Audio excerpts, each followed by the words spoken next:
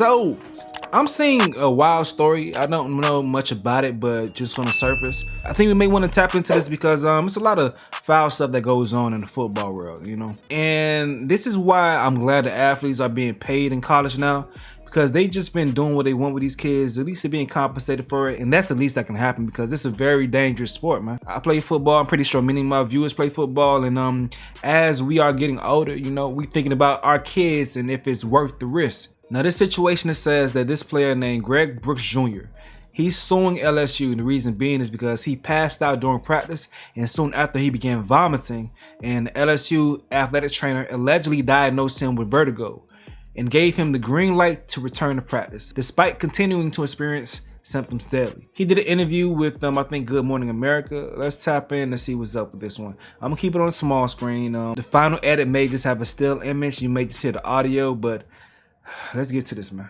Story now about the LSU football player who was on the road to realizing his NFL dreams when he started feeling ill. It took more than a month for him to be diagnosed with brain cancer, and now he's suing the school and the hospital that treated him after surgery he says left him disabled. Michael sat down with him. Greg Brooks Jr., starting safety at LSU, was at the top of his game.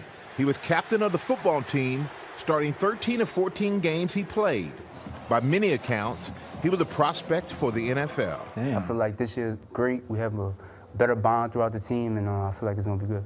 But all that came to a shocking end when a sudden illness took him off the field. Not only people could not understand me. Take us back to September 2023. You learned that your son had a brain tumor. My question was, why that kid?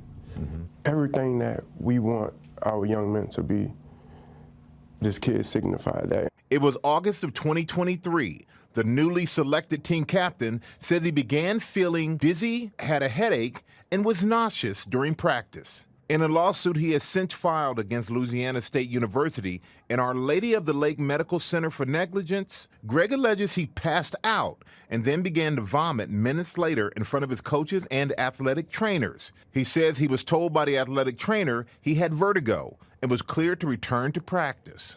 According to the filing, despite continuing to report those symptoms on a daily basis, it wasn't until 39 days after Greg's symptoms began that the team made an appointment with the neurologist who discovered the brain tumor. What did the school or the coaches tell you about what he was going through? 39 days later, do you know what just happens in one day of practice? 1 week? To consider a month and 1 week and a half of practices, bro? You know what happens in those practices, bro? The one call that I received was, I need you to get here. Your son is having emergency surgery tomorrow morning. Were there a point where you were concerned about who was in charge of that decision? He's at LSU, one of the best colleges in the United States. Would I have ever thought that his best interest wouldn't be at heart? Yeah, he wouldn't. So you didn't seek a second opinion? No, sir. Brooks claims the family was led to believe their only option was moving forward emergently with the brain surgery, also alleging the surgeon was not qualified to do this particular surgery, during which Brooks suffered multiple strokes and was left with severe and permanent injuries. What is the first thing that you remember when you came out of surgery? Honestly, I all thought it was fake, like I was in disbelief. Felt like a dream. Yeah, like a nightmare that I couldn't wake up from. After radiation and chemotherapy, Greg, now 23, is cancer-free, but his recovery is far from over. Little Greg, as the Brooks family calls him, has had to relearn how to eat, write, and speak. Why do you want to speak out now, little Greg? I just want young athletes in the same spot I was. If something is hurting, tell them. And if they don't do nothing but go get your second opinion. That's real, bro. Like, I know things are changing now, and I'm glad that they are.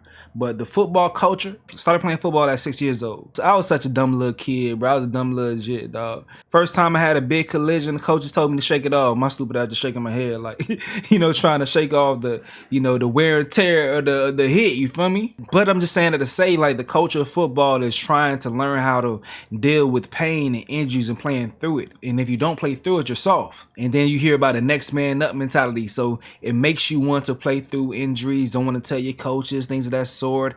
And you get shunned for going to speak to the trainer. They'll clown you saying, oh, you always on the training table, things of that sort, bro.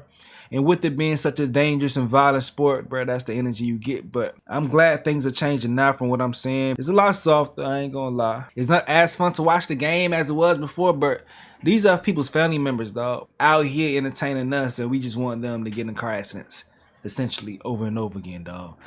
So, yeah, he's saying some real stuff, dog. He's saying some real stuff. If you get hurt, you feel an injury, report that shit.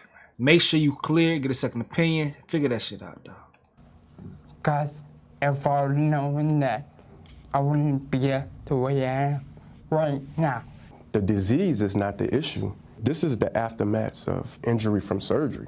You say you haven't heard from anybody Okay. from the LSU coaching staff since October of 2023. Specifically, Brian Kelly. My son almost lost his life, coach. Where were you? Forget about football. Pick up the phone and say you love the kid, man. At the time the suit was filed, LSU said Brooks remains in our thoughts and prayers. And since the beginning of our agreement with our championship health partner, Our Lady of the Lake, they have provided exceptional medical care for our student athletes in all of our sports. Our Lady of the Lake also said it could not comment on the litigation, but that its neurosurgical team is among the most experienced in Louisiana, and they give our patients the best opportunity for a positive outcome in any circumstance. So what do you want most for him going forward? I want him to be able to live a productive life, whatever it may be. And little Greg, for you? I just want to be normal.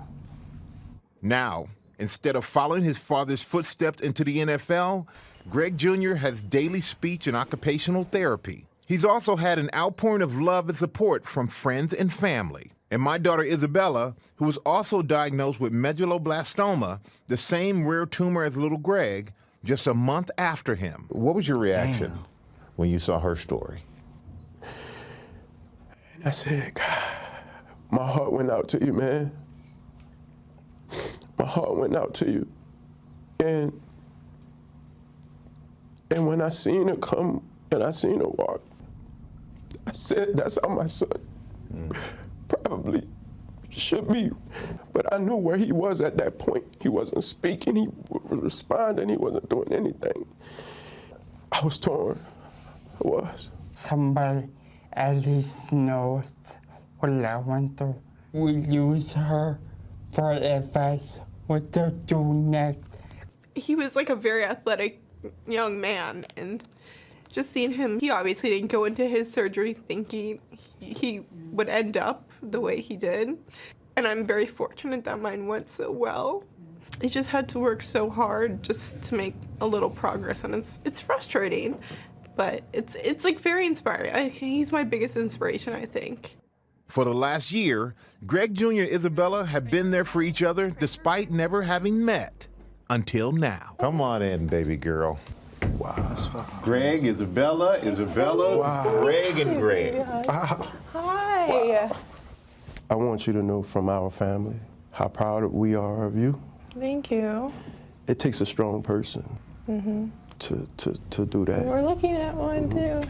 Whatever card I'm dealt, that's a card I'm gonna play, and I'm gonna make sure I win. Wow. damn. What a strong young man that is right there. It really is. Good to see. It really is. He's an exceptional young man in his family. Yeah, very powerful. We hope it works out for them. So from what we see, dog, it doesn't seem like football caused the disease, the cancer, but he played with the tumor for too long. You know, a month or some change is too long to play with that tumor. So they dropped the ball when it came to that, for sure. And he's saying that, you know, the surgery, they don't feel confident in their ability to perform the surgery at that point in time based on the position he was left in. So we'll see how things goes, but it's just a sad situation, man. Y'all stay safe out there. I know a lot of people, a lot of parents are thinking about whether they're gonna let their child play that sport. I understand the position. Because stories like this is crazy, man. But hey, what y'all think though? Do y'all think the school is wrong? Do y'all think they dropped the ball, or just it's something that they really couldn't control? They didn't think that it would be something that drastic. Like, what y'all think, man? Let me know what you got to say in the comment section below. I'm going to get up out of here though. This is another update with Stace. Yo.